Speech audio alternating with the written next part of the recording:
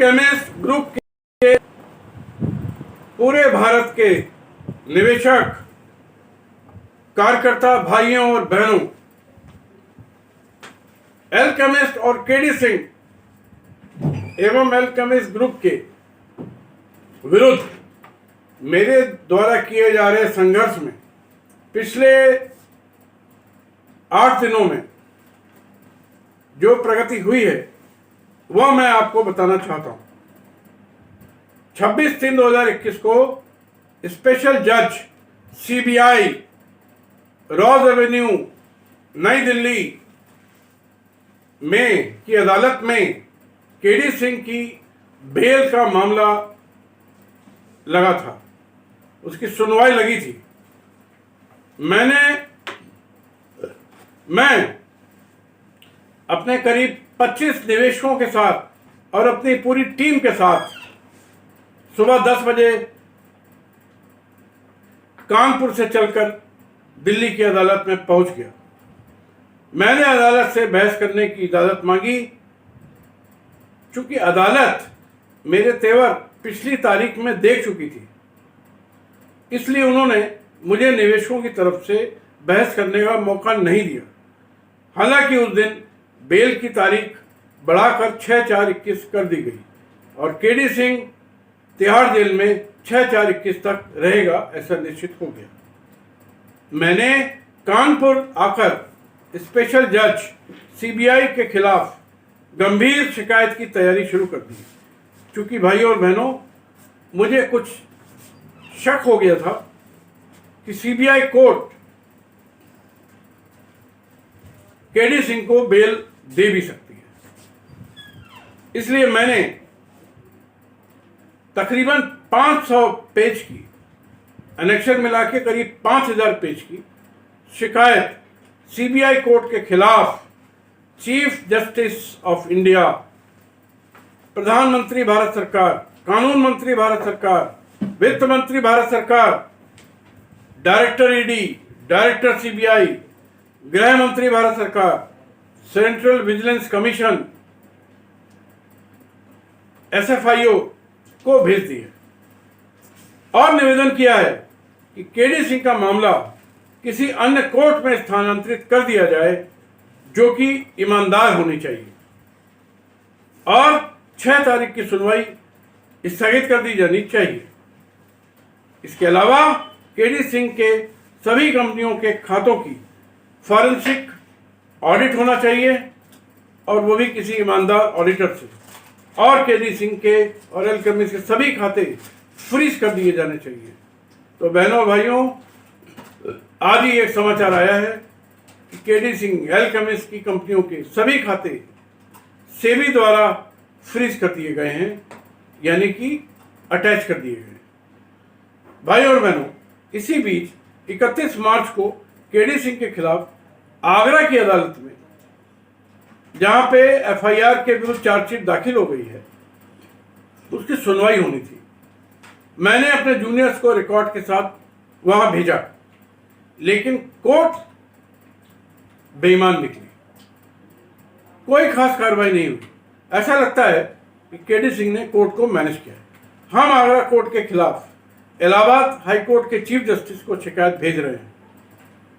मेरा एक ही उद्देश्य है कि हिंदुस्तान की सभी अदालतों में जहां केडी सिंह और उसके पूरे गैंग के खिलाफ एफआईआर हो रही है, वहां पर की अदालतों से आजीवन कारावास की सजा का आदेश प्राप्त करूं और हो सके तो निवेशकों द्वारा की गई और एजेंटों द्वारा की गई आत्महत्या या असामयिक मृत्यु के आधार पर केडी सिंह को फांसी की सजा दिलवाऊं।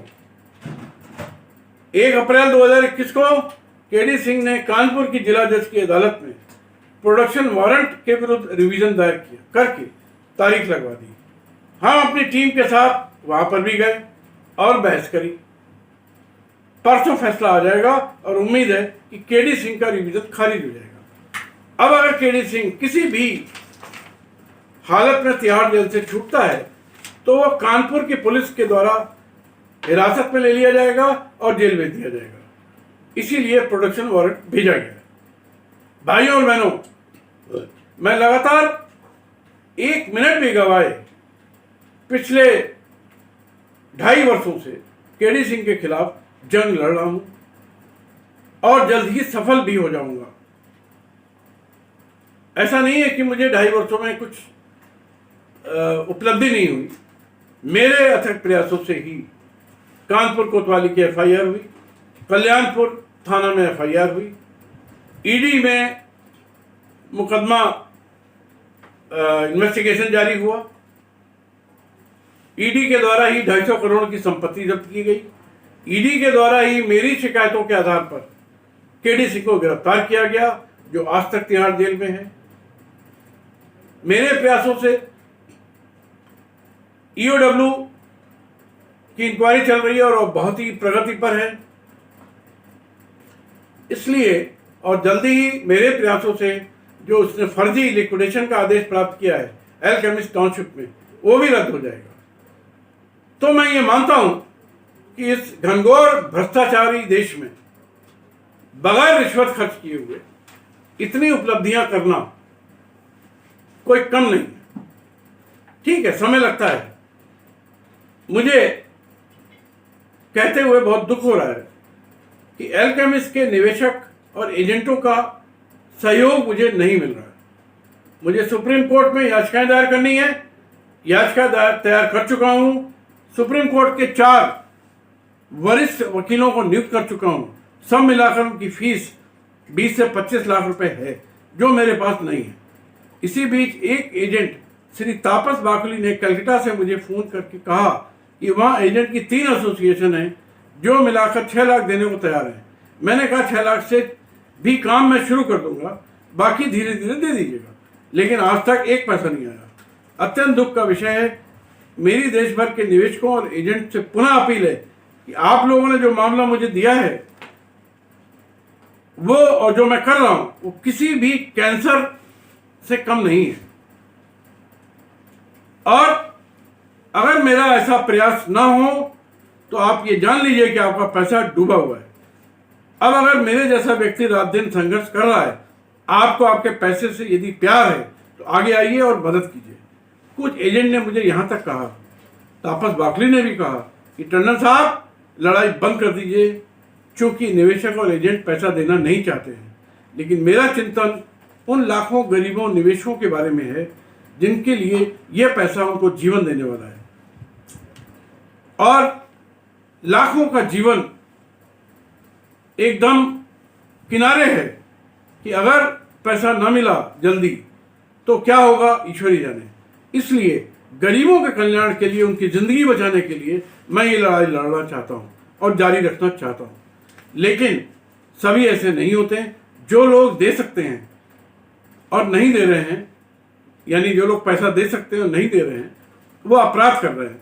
ये समझ लें कि ये मेरी चुनौती है कि पैसा मिलने पर जब तक मैं नहीं चाहूंगा भाइयों बहनों, आपको पैसा नहीं मिलेगा, और जिसे नहीं चाहूंगा उसे नहीं मिलेगा। केडी सिंह के ऊपर मेरा इतना बड़ा खौफ हो चुका है। इसलिए आप सब लोगों से मेरा पुनः निवेदन है कि मेरी आर्थिक मदद करें, ताकि मैं अपने लिए नहीं मांग रहा हूं। आपने जो भी रुपया मुझे दिया आज तक उसका 5 गुना खर्चा कर चुका हूं अपनी अन्य आयों से, अपने अन्य साधनों से। इसलिए इस बात को गलतफहमी में मत रहिएगा कि आपने जो 10-5 हजार करके हमें दिया उसका आपका हिसाब चाहिए तो एक पाई का हिसाब मेरे कार्यालय से आके ले लीजिए। 5 गुना ज्यादा खर्चा कर चुका हूं। आप लोगों को शर्म आनी चाहिए कि मुझे बार बार बोलना पड़ता है। इसलिए मैं एजेंट भाइयों से कहना चाहता हूं कि कानून की दृष्टि में आप सब लोग अपराधी हो, आप सबको जेल जाना चाहिए। यह मेरा आपसे प्यार है, मेरी अपनी सोच है कि आपने भी वो अपराध अनजाने में किया है, ना मालूम होते हुए किया है। इसलिए मैं पूरे देश के एजेंट को बचा रहा हूं, बचा लूंगा। लेकिन अगर आप इसी तरह से असहयोग करेंगे तो ये लड़ाई बहुत ऊपर तक नहीं जा पाएगी। इस बात को आप समझिए। हाँ, एक बात और कि अगर आपको लगता है तालुकेदार कमेटी से या टाउनशिप के लिक्विडेशन के देवेंद्र सिंह से रुपया मिल जाएगा तो उसे ले लीजिए और मुझे बताइए, ताकि मैं बेवजह इतना कड़ा संघर्ष न करूं। पुनः आप सबसे निवेदन है कि इस बड़ी लड़ाई में आगे आइए और मुझे आर्थिक मदद दीजिए। आपका पैसा मैं ब्याज के निश्चित रूप से दिलवा कर ही दूंगा, ऐसा मेरा आपसे कमिटमेंट है। जय हिंद, जय भारत।